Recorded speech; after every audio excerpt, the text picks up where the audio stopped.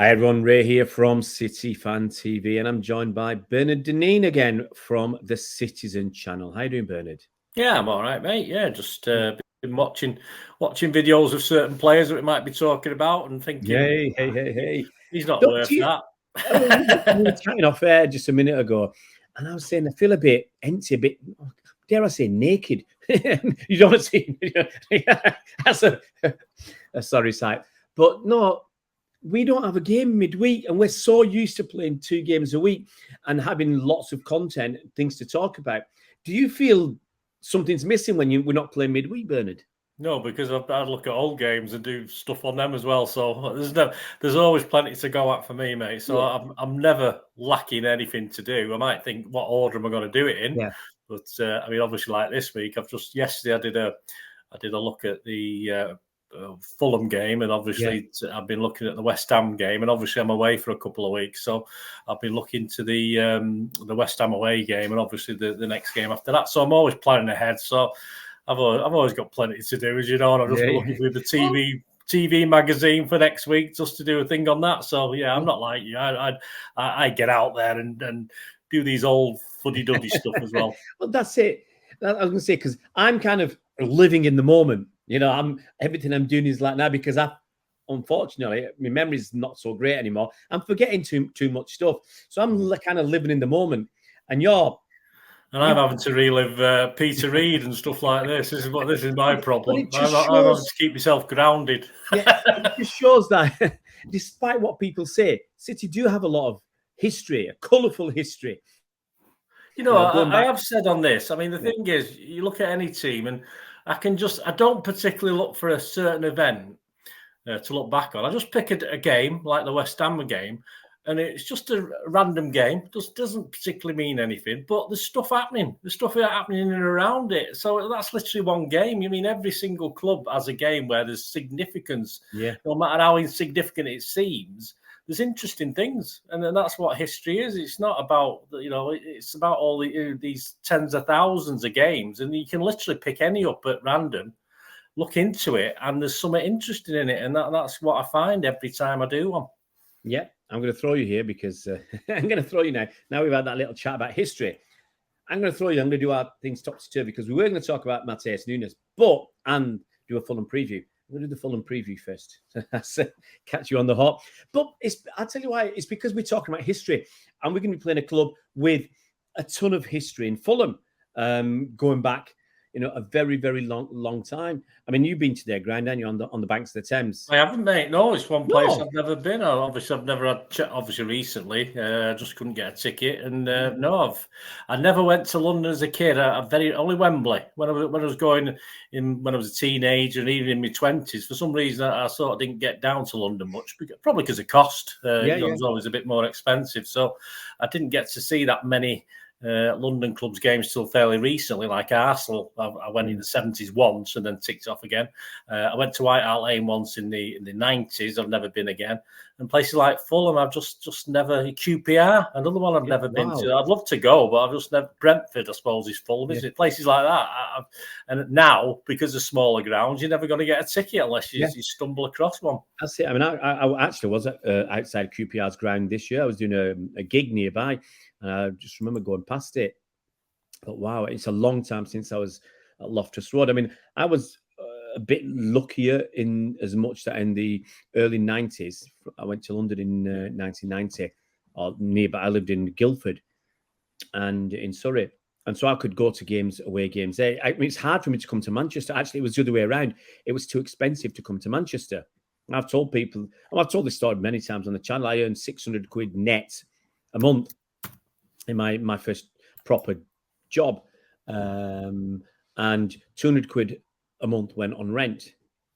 So what do you have left? You have 400 quid a month. That's for everything, your food, your clothing and toiletries and whatever. That was it. So coming up to Manchester to watch a game was just like, I'd come up once every few months to see me family, but coming up to Manchester was out of the question. And even going to London to watch a game, you're spending 50, 60, 70 quid, but you're only earning 400 quid after paying your rent. It was difficult. But I went to places like Highbury and Stamford Bridge, Loftus Road, and a few other grounds down there. Look, I've said it many times. Stamford, I've never been to Stamford Bridge, mate. Never been there. Yeah. Or Stamford Bridge, we were so far away from the pitch. The running track, everything around it. Yeah, you're so far away from the pitch. Yeah. And then you got the full pitch, the 110 yards, whatever. So it's like you need binoculars to see the other end. You just can't. It was like a Ellis library painting because they were like matchstick men all the way down there playing football in the City box because that's kind of what happened. Yeah, when you got dodgy eyes, it's a struggle sometimes to see up the other end. And if you remember back in the early 90s, we weren't a great side. No. So I wrapped my brains and said, did I ever see? I never saw City win away down in London. I think I saw us get a draw once. I think we scored a goal once, but we used to get beat. Anyway, he must have saw that. Was it Clive Allen goal? That one he scored from way out against Chelsea. That was a winning goal. Yeah, but I only went once to Stamford Bridge. I think I only went once to Stamford Bridge. So I don't know what year, whether it was 91, 92, 90, or whenever it was. I remember the Futcher twins as well contribute. I think we beat them 4-something, and one of them scored a hat trick. The Ron and Paul Futcher. I remember that. Mate, that's over 30 years ago. As I said, I don't remember much at all. Certainly not any good stuff. But right, City gonna play Fulham. City, the only team in the Premier League with 100% record, which, if we're honest about it, which we expected. We expected, it was reasonable expectation to win our first 3 games: Burnley away, Newcastle home, Sheffield United away, and it's a reasonable expectation. It's not arrogance or anything else. It's reasonable to expect that we'll beat Fulham at home because Etihad is a fortress at the moment, an absolute fortress, and hopefully my ticket will work this time, and I'll be able to watch the game. So we're only 3 games in, Benny, but how do you assess our season so far? Yeah, we've done what we had to do, but we're not. It's like an end of season to me, where we're sort of just all it matters is getting the 3 points, and that's all that matters at the moment. Getting the 3 points. We've had a few problems on and off the pitch, our managers, players, etc. We must have a pretty sickly bunch of players. They all seem to be falling ill at the drop of a hat. So we've had to get through those little things with as you can see from the subs bench, first 3 games, a very thin squad. It's as simple as that of experience. It's not a thin squad, but guys who've been there and done it. We're having to rely on those guys to come back and do it again because players are dropping left, right, and centre. So I think it's brilliant the way we started. I did tend to think that if we started slow again, obviously teams like Arsenal might get the jump on us, but it looks as though they're starting slow as well, so that's not too bad. I'll take it. We'll take it. Yeah. And as I say, I'll be very, very, very disappointed if we don't get maximum points against Fulham, even though, because you don't know what to expect from Fulham at the moment. I've not done my preview as such yet, but looking at what they've done the first 3 games, you just don't know what you're going to get. You're going to get a fighting performance, or something where we could put 4 or 5 goals in for the first time this season. Yeah. Are you slightly concerned that, excuse me, our illness and injury situation? KDB, look, that's something that happened in a game. You can't anticipate. Yeah, he's a long way off, isn't he? Look at him stumbling across that row of seats to watch that Belgium game the other day. He's way off coming back. So far this season, excuse me, we've had Bernardo out, ill. Foden out, ill. Ake has been out. John Stones is out currently. He'll be out for a little while longer. I think there was one more that just escapes me now. But we've had 4 or 5 of these little niggling injuries and illnesses. And with such a thin squad, are you a little bit concerned? Fulham are a good side. No, I'm not worried about. We've got to be positive. We've got to be positive at the Etihad fortress against Fulham. Fulham have had to adapt to losing Mitrovic, haven't they? That's their big thing of this season. And I think they can do that a bit like Harry Kane and Spurs, and you can certainly do it short term. The managers can come up with ideas. Long term, it might be a little bit more difficult. I think Tottenham will miss Harry Kane more long term than they're missing him at the moment, and the same with Fulham. I think they'll miss Mitrovic more long term than they are now.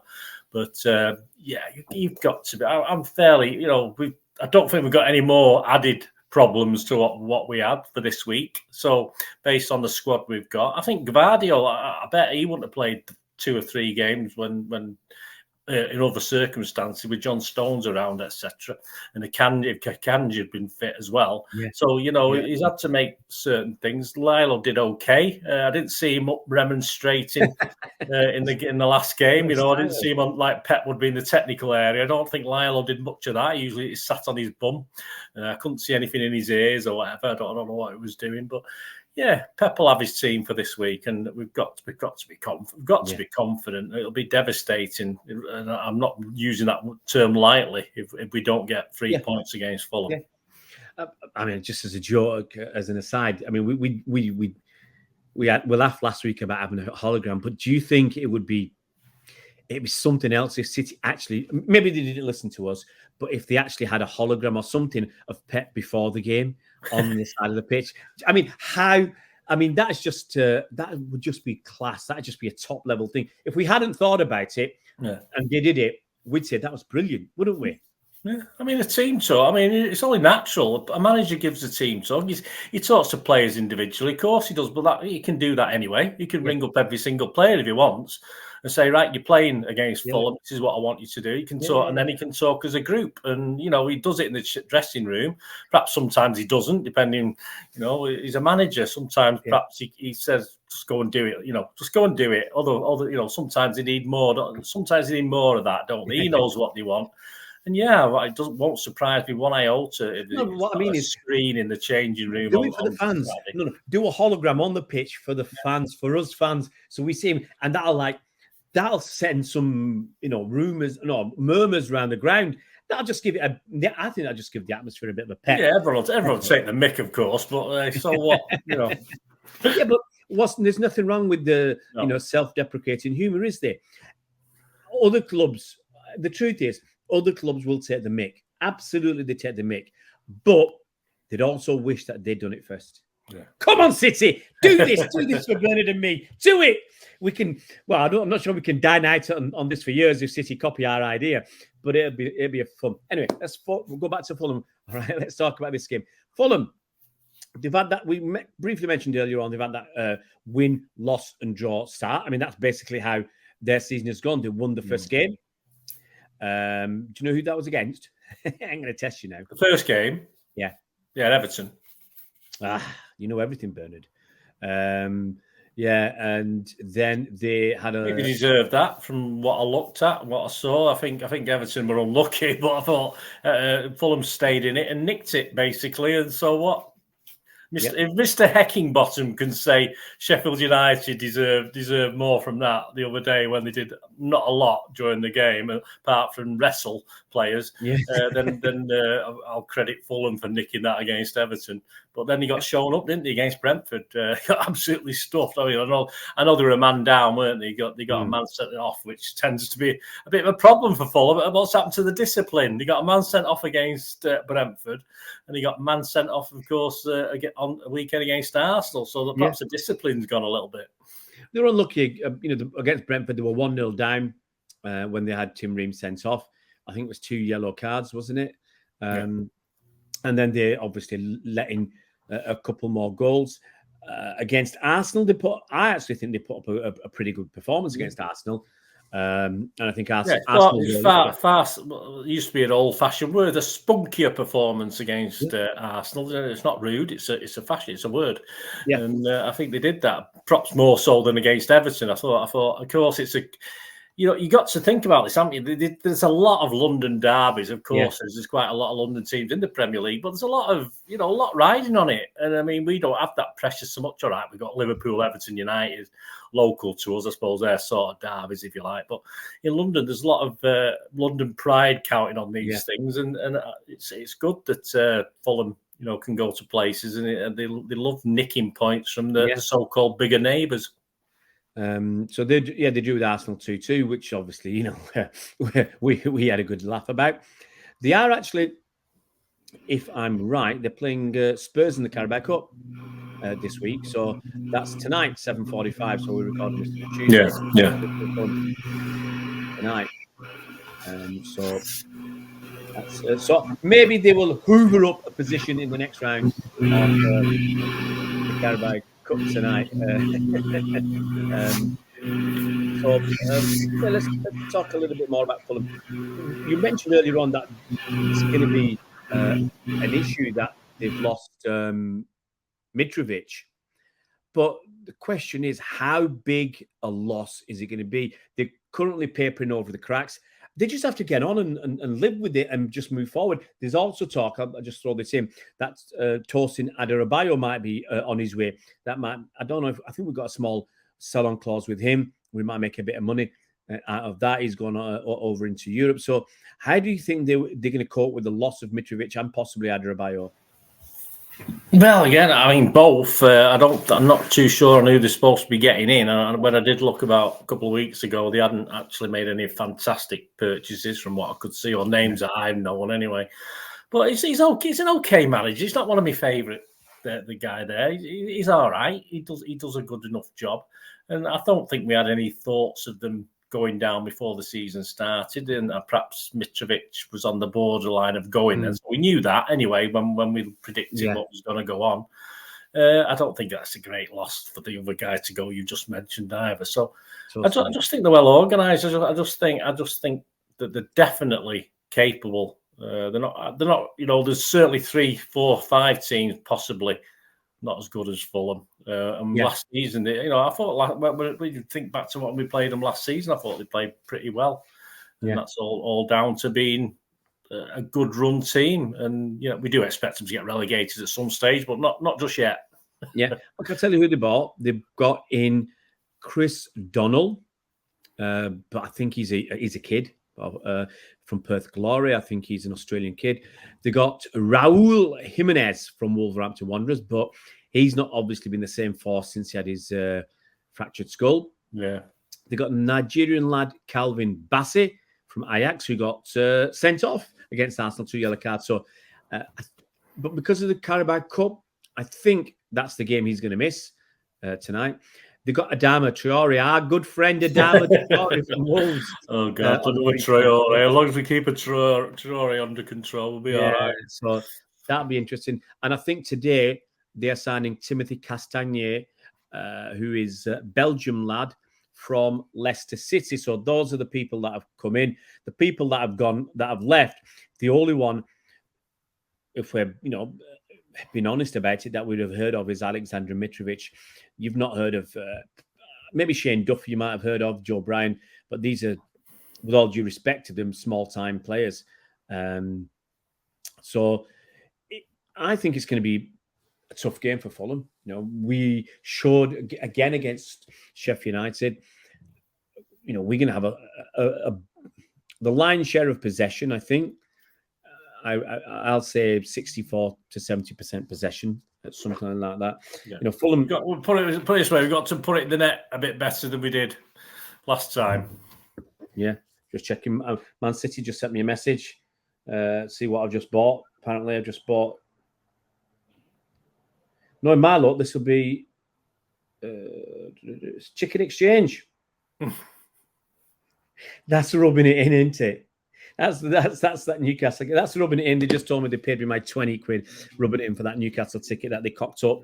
They did apologise. I did tell Bernard they apologised, but that didn't really help me in any way. So I think it's going to be a tough whole game for Fulham. City, I think City will have that lion's share of possession. I don't see us making too many changes. But here's my one main question on the lineup, Bernard.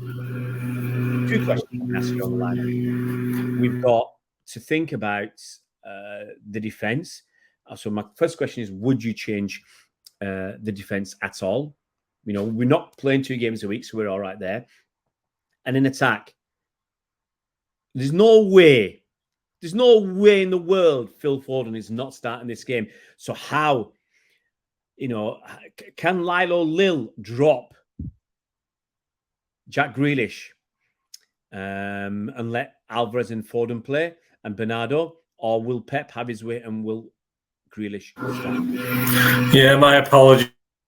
There's a gardener going on. My other half mowing the lawn, I think. But that's all right. yeah, my windows are shut as well. A short flipping noisy lawnmower. I mean, you get these people to work for you. Look what happens. It's shocking. Yeah, go on, mate. Go ahead. Yeah, I mean, I will try and talk over it a little bit. As I said, I've not even looked at my starting 11, but I think you're absolutely right. I mean, if he's going to put Foden back in, which he has to, as Foden has to start this, he's got to be 100% fit. Of course he has. And for me, Grealish has probably got to stand down. It's as simple as that. I can't think of any. The other guy, obviously, is Alvarez. Alvarez could be under threat. A lot of people are raving over him. I thought he was a little bit poor in his finishing the other day. He worked hard, but, he could have done better. So it's Alvarez or Grealish. And I'll be honest with you, I would probably think Alvarez probably for the chop. I know that a lot of people don't like to hear that. He will be. I think he'll stick with Grealish, drop Alvarez. I think that's a big change we'll see up front. Defensively wise, if Akanji's fit, I can see him coming in for Gvardiol, perhaps. Give Gvardiol a rest. He's played a couple of games. Might be too much for him so far, this early in his City time. But I could see Akanji coming in. Said without any Stones available, he's going to be after the international break. It's not a massive problem, but I could see Akanji perhaps replacing Gvardiol. And Walker's a funny one, isn't it? Walker could be in danger. He might even risk Lewis for Walker, I think, as well. He might give Lewis a go.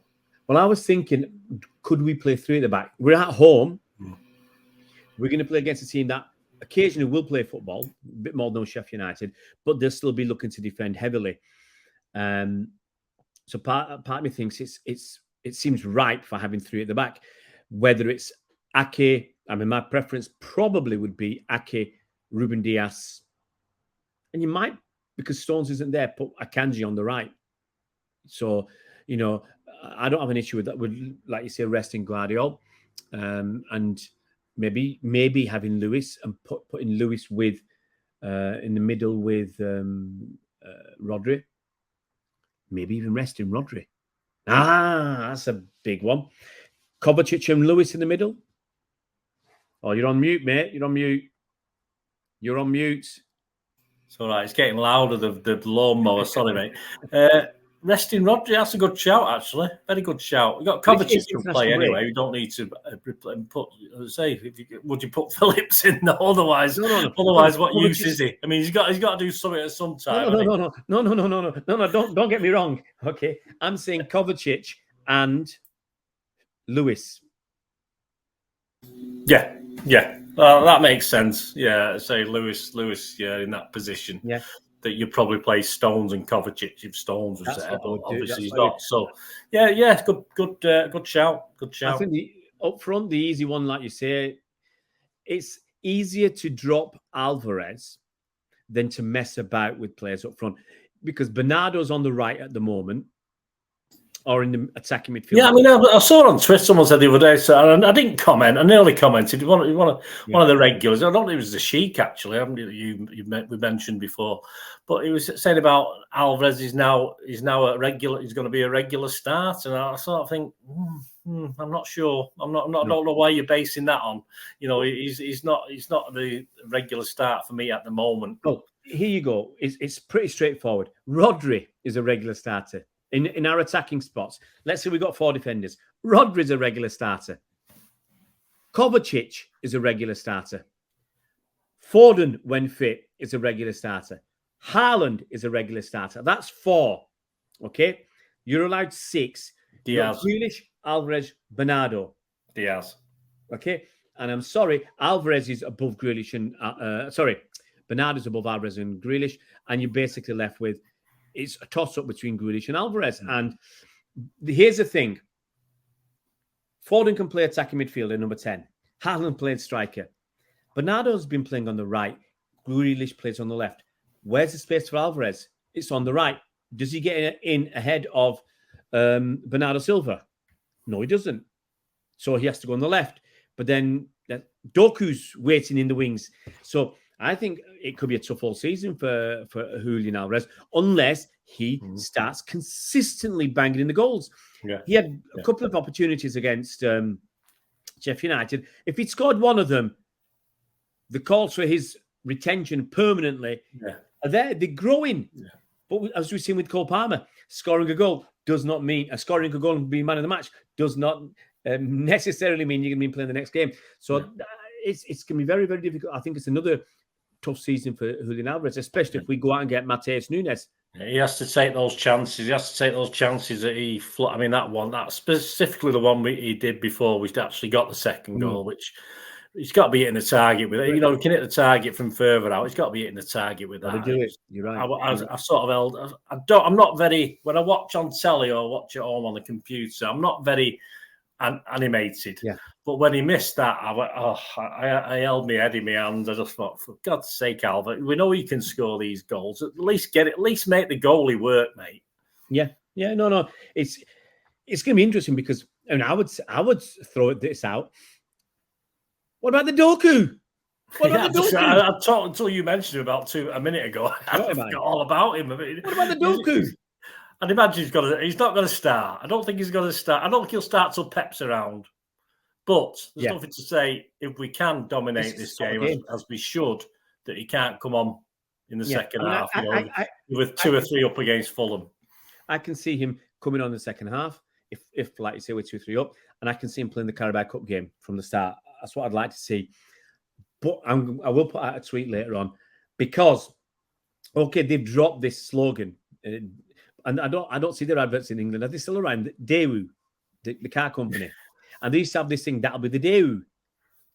So I think that'll be the Doku. I mean, they should have him as a brand ambassador. And I'm not sure he'll be too chuffed about driving around in a Daewoo car, but they should be looking at that. Okay, going to move on. We rattling on. We're going to finish off by asking you, Bernard, how you think this game is going to go. I've got to get you a score prediction from you as well, big man. Yeah, I'm going to go for a clean sheet this time. I've not gone for a clean sheet yet. I think it'll be too much for Fulham. I'm hoping we get an early goal, settle things down nice. Haaland's got to. We keep saying it's due 2 or 3, isn't he? Haaland at the moment, the way he's, and he's going to start this game. So I'm going to go for 3-0 for this one, and I think it'll be fairly comfortable. But hey, no disrespect to Fulham. That's just how it should be. And if Fulham do anything better than that, then all credit to him. I think it depends on who scores first and how early it is. If we score early, I think we can steamroller them because they've got to change their mindset at some point. Having said that, we saw with teams like Sheffield United, other teams, they'll just say, look, if we're in it, even if we're only 1-0 down after 70, 75, 80 minutes, then we change it around and throw the kitchen sink at them. But I agree with you. At some point, we've got to start scoring goals. I mean, we did against Burnley, but 3-1. I normally go for a clean sheet, but I'm thinking 3-1. We're still learning at the back, and Pep's not there. There's a possibility for a bit of complacency. Yeah, that is. Yeah, I know. I keep forgetting that Pep's not there. I mean, there's always a possibility that. That's why I've only gone for 3-0 instead of 5. I'm going 3-1. As an aside, I got taken. Well, someone tried to take me to task today for saying that Haaland had a poor game. And he apparently he's from a family of City fans who go back to Hyde Road, and he called me a plastic. But he didn't reply after that because he was having a go at somebody else yesterday. Calls them a plastic, and I said, play the ball, not the man. He was having a go at the man because he's an overseas fan, let's say, and he was having a go at him. Called him a plastic, and he called me one as well. But I said the same. I said to him again. I said, just because Haaland was brilliant last season doesn't mean in individual games he can be poor in individual games. You're allowed to say that. I don't know why. I don't understand why. It's probably he says that about himself. I mean, he's his own critic. Every player should be self-critical as well. Else, every player should turn up and say, "Yes, I wasn't at my best today." There's nothing wrong with that. Overall, we know the professional and the great players. Most of our players. It doesn't mean they can't be quite at it on a day. What's wrong with being honest? It would be nice to find a clip where Haaland says I was poor today and send it to that guy and say, you can tell he was brilliant. Because that's it. We said it yesterday. We said it in the last few days. We're not here to blow smoke up players' backsides. If they're brilliant, we're going to say so. If they're poor, it was Bernard, not me. It's Bernard who said it. But Grealish was poor until he got that assist. Haaland was poor until he got that goal. That bumped his numbers up. Several players were poor until we won. If we'd drawn that game, these... most players' points would have dropped by 1 or 2. Yeah. We ended up winning. That, kind of glosses over what actually happened. But anyway, half an hour in, I think that's long enough for this preview, guys. Fingers crossed, we have a good game against Fulham, and we go into the international break on top of the table. Thanks so much, Bernard. Have a good day, mate.